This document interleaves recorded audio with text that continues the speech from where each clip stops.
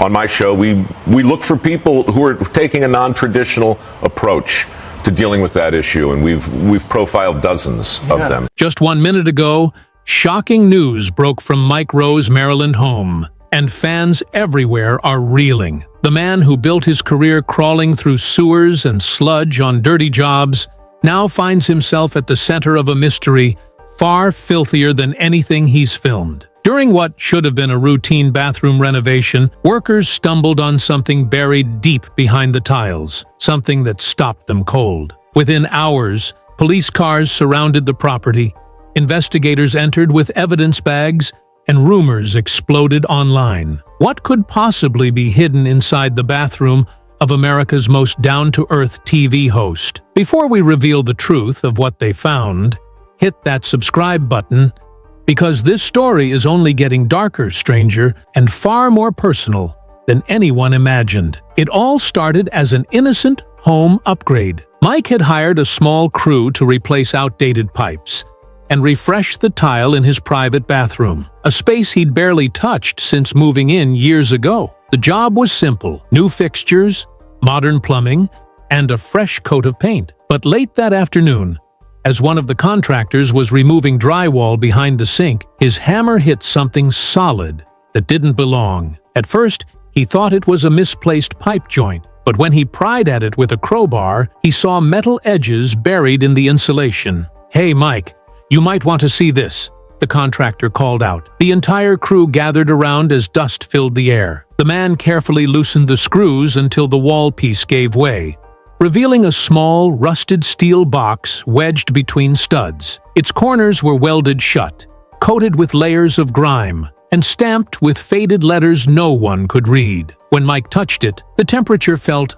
oddly cold, almost like it had been refrigerated. He chuckled at first, joking that maybe he'd found a secret time capsule left by the previous owner. But that laugh quickly faded when he lifted it. It was far heavier than it looked. As he turned it in his hands, something inside shifted and made a faint metallic rattle. Everyone froze. The contractor stepped back. One of them muttered, "That doesn't sound right." The box had an unnatural weight, a mix of glass clinking against metal and what sounded faintly like liquid sloshing inside. Mike crouched down, resting it on the floor. His curiosity got the best of him. "We're opening it," he said quietly, but the lock was sealed shut. They tried screwdrivers, pliers, and finally, a rotary saw to cut through the corroded latch. As sparks flew, the sound inside the box grew clearer, something loose, moving freely. The second the seal broke, a faint hiss escaped, followed by a smell no one could quite describe, a mixture of damp earth, metal, and something sour. Mike and his crew looked at each other. This wasn't a time capsule. Whatever they had just uncovered wasn't meant to be found. The entire room fell silent as the final edge of the latch gave way. Mike Rowe, gripping a pair of work gloves, slowly pried open the corroded lid. The hinges groaned like something alive, and a small puff of stale, metallic-smelling air escaped. For a second, nobody moved. Inside the box lay a stack of yellowed envelopes bound with a brittle rubber band, a small black cassette recorder coated in rust, and a glass vial filled with murky liquid that shimmered faintly under the light. Mike leaned in closer, eyes narrowing as the camera rolled. The envelopes were labeled with handwritten dates, each one from the 1980s, and the words "Experiment Logs, Bathroom Unit 4" scrawled in shaky handwriting. "What the hell is this?" Mike whispered. He gently lifted one of the tapes. On the side, written in faded ink, were the words, "Play only in isolation." The phrase sent a shiver through the room. Against better judgment, Mike popped the recorder open, inserted one of the cassettes, and pressed play. At first, there was only static. Then a faint voice crackled through the speaker. A man's voice, calm but trembling. "If you're hearing this," the voice said, "it means the experiment was compromised. Do not stay in this room for long." Everyone froze. The message was short, broken by distortion, but the next part was clear enough to chill every listener. "It's still active." Mike paused the tape immediately, looking at the crew in disbelief. "Active? What's still active?" he asked. Nobody answered. The contractor backed away, visibly shaken. They thought it might be a prank or an old recording from a previous homeowner, but the fear in that man's voice sounded real, desperate. Mike checked the recorder's bottom panel and found something even stranger. A faded government inventory tag. The words, "Property of U.S. Testing Division,"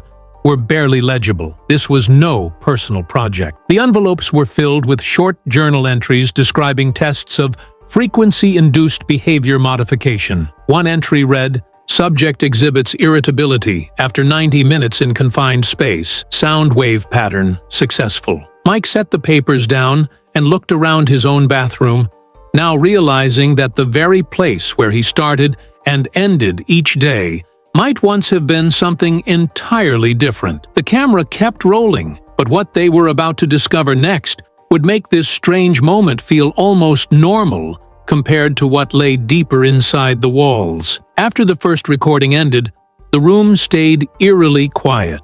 Mike stared at the little black recorder, unsure if he'd really heard what he thought he did. He hit rewind, then play again, this time holding it closer to his ear. The voice repeated the same phrase, distorted but chillingly clear. "It's still active." Static followed, then a faint whisper layered beneath the noise. A technician enhanced the playback using his laptop, filtering out background distortion. When the sound cleared, everyone in the room froze. The whisper was saying names, not random ones, specific names, and one of them was Mike Rowe. The air grew heavier. "That can't be right," Mike muttered, but the tape didn't lie. The timestamp label read 1987. That was nearly 2 decades before Mike ever stepped foot in this house, or before Dirty Jobs even aired. The contractor dropped his tool and backed toward the door. The whisper wasn't alone. Other overlapping voices began fading in and out, as if multiple people had been recorded in the same space. Some spoke numbers.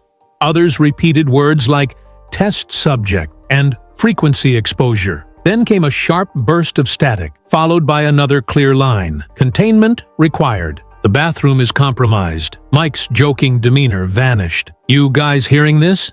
he asked quietly. The recording continued with a man coughing violently, then muttering, "I warned them. The walls absorb." That phrase alone sent a wave of unease through the crew. Absorb what? They replayed the section over and over, until Mike noticed something strange in the audio waveform, a rhythmic pulse hidden beneath the sound, perfectly consistent, like a heartbeat, or a low-frequency signal. It wasn't an accident. Someone had embedded that tone deliberately. That night, the crew packed up early, unsettled and silent. But Mike couldn't shake it off. Long after everyone left, he sat alone in that half-demolished bathroom, staring at the exposed walls, wondering if something, or someone, had been watching long before he ever lived there. The next morning, Mike returned with a small inspection crew and an independent contractor specializing in home surveillance detection. He wanted answers. The strange voices,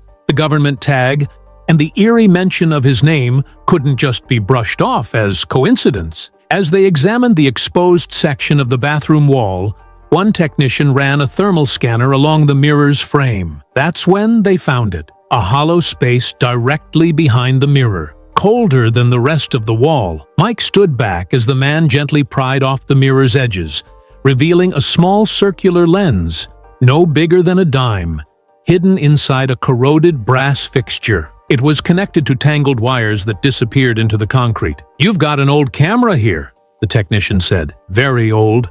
1960s or early 70s. Mike leaned in, stunned. "A camera? In my bathroom?" The lens was positioned to face directly toward the bathtub, mounted behind the glass like it was meant to be invisible to the naked eye. The device was clearly not modern. It ran on an ancient wiring system that connected to a junction box sealed beneath the floor. When they opened the junction, they found brittle paper notes with cryptic writing. Unit 4 complete. Observation cycle logged. The date? April 14th, 1968. The more they uncovered, the stranger it got. There were references to subject stress indicators, thermal behavior mapping, and water acoustics. None of it made sense for a private residence. Mike called a close friend in law enforcement, who confirmed there was once a classified Cold War project involving sound and behavioral testing in civilian areas, though most records were long destroyed. The thought hit him hard. This bathroom might have been part of that experiment. The discovery turned his ordinary home renovation into a full-blown investigation. Every new clue pointed to something bigger, older, and much darker than he expected. By now, Mike's curiosity had turned into obsession. What started as a simple home project had become an unfolding mystery that even he, a man who'd seen some of the dirtiest, strangest things on Earth, couldn't comprehend. Determined to find out who installed that camera and why, Mike reached out to a retired electrical engineer who once worked with the U.S. Department of Defense during the late 1960s. When shown pictures of the wiring and lens, the man fell silent for nearly a minute before muttering, "I haven't seen that setup since the echo chamber tests." That name didn't mean much to Mike, but the man's tone said it all. According to him, Project Echo Chamber was a classified psychological experiment carried out between 1965 and 1989. Its goal was to measure how specific sound frequencies affected human stress and emotional response in confined spaces, bathrooms, basements, even bedrooms. The government allegedly partnered with private builders to install hidden equipment in select test homes across the U.S., disguised as part of plumbing or ventilation systems. The data, according to legend, was transmitted to regional facilities for study. Most of these houses were later sold to unsuspecting civilians, their experimental hardware left sealed behind walls. Mike's jaw tightened as the truth began to form. His bathroom wasn't just a test site, it might have been one of the last active nodes of this Cold War experiment. The engineer warned him that if the system was still partially intact, there could be lingering electromagnetic fields or sonic resonance frequencies embedded in the structure itself. Mike brought in an environmental scanning team to confirm. Their readings spiked the moment they turned on their instruments inside the bathroom. A faint hum registered at 19 Hz, the infamous fear frequency, known to induce anxiety, unease, and hallucinations in prolonged exposure. "No wonder that guy on the tape said it was still active," Mike muttered under his breath. The reality hit him. For years, he might have been living above technology that was literally designed to manipulate the human mind. And if his home contained one of these testing chambers, there could be others still operating silently across the country. Within days, word about Mike's discovery leaked to a few journalists he trusted. What began as a bizarre personal mystery suddenly turned into a nationwide investigation. Reporters started digging through old municipal blueprints, contractor logs, and federal property archives. And what they found was chilling. Mike's home wasn't the only one. Two other properties within a 50-mile radius had similar sealed compartments containing obsolete recording devices, tangled wiring, and corroded magnetic tapes labeled Subject Observation Data. One house belonged to an elderly couple who'd lived there since the late 70s. The other, long abandoned, was owned by a defunct construction company that had once worked under government contracts. The blueprints of these homes showed identical modifications, reinforced wall cavities, and specialized grounding rods in the bathrooms. Journalists reached out to former defense workers, and fragments of a long-buried truth began to surface. Project Echo Chamber had been real. Funded under a series of shell programs in the 1960s, it was designed to study human behavior under subtle sonic manipulation. Using low-frequency sound waves, government scientists hoped to test emotional pliability, how sound could alter perception, stress, and even compliance without a subject's awareness. The tests were conducted in homes chosen for their isolation or quiet surroundings, making detection nearly impossible. Mike's property had been one of them. When this revelation hit the press, social media erupted overnight. Headlines read, "Mike Rowe's home linked to Cold War psychological testing," and "The Dirty Jobs star uncovers real dirty secret." Mike tried to keep calm, posting a statement that said, "I've been knee-deep in a lot of strange stuff, but this one takes the cake." Still, the discovery raised disturbing questions. How many homes across America hid these devices? Why were they never deactivated? And most unsettling of all, what data was being collected, and where did it go? Experts warned that if similar frequency patterns were still buried in the infrastructure of old buildings, the residual energy could still be active. Suddenly, what started in Mike's bathroom was being called the sound experiment scandal. Federal historians began reopening sealed records, and what they were about to find next would make the public's jaw drop. After the media storm, Mike decided to let a full restoration crew examine every inch of his home. The investigation team brought specialized scanners, infrared lenses, and micro drones to inspect the remaining wall cavities. What they uncovered beneath the bathroom tiles made the previous discoveries seem almost tame. Behind the mirror's frame, etched faintly into the mortar, were strange symbols, numbers, coordinates, and fragments of letters scratched into the cement, like a message meant to survive decades of secrecy. The markings weren't random. One of the coordinates pointed directly to an abandoned military research facility in Nevada, long shut down and erased from public records. Next to it were 3 words scrawled in uneven handwriting. "It still listens." The team documented every mark, sending the data to a decoding lab that specialized in Cold War encryption. After hours of analysis, the message became clear. It was a warning left by one of the project's original engineers, a man who had apparently sabotaged his own experiment to keep it from spreading. The decoded portion read, "Echo fails when silence is broken." Mike stared at the translation for a long time. "So they were testing sound but feared silence?" he asked. The lab technician nodded. The phrase implied that the sound frequencies they used became unstable or dangerous when disrupted or exposed to outside interference. As more tiles were removed, they found rusted components connected to a sealed pipe